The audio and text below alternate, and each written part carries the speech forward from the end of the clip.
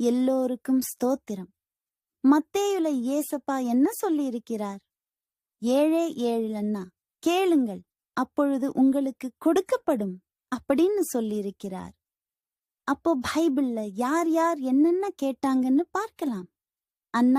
அன்னாள்னு ஒருத்தவங்க இருந்தாங்களாம். ஆனா அவங்களுக்கு ரொம்ப நாளா வந்துட்டு குழந்தையே இல்லையாம். அதனால ஏசப்பா கிட்ட போயிட்டு சபையில போயிட்டு அழுது ப்ரே பண்ணாங்களாம். எனக்கு ஆண் பிள்ளை வேண்டும் அப்படின்னு சொல்லிட்டு. அப்போ வந்துட்டு அவங்களோட ஜெபத்தை கேட்டு ஏசப்பா அவங்களுக்கு ஆண் பிள்ளைய கொடுத்தாங்க. அதே மாதிரி விசுவாசத்தின் தகப்பன் ஆபிரகாமுக்கு பிள்ளை இல்லைன்னு கேட்டாங்களாம். அடியனுக்கு என்ன குழந்தை பாக்கியம் இல்லாம இருக்கிறேனே, என்ன குழந்தை கொடுப்பீங்க அப்படின்னு சொல்லிட்டு.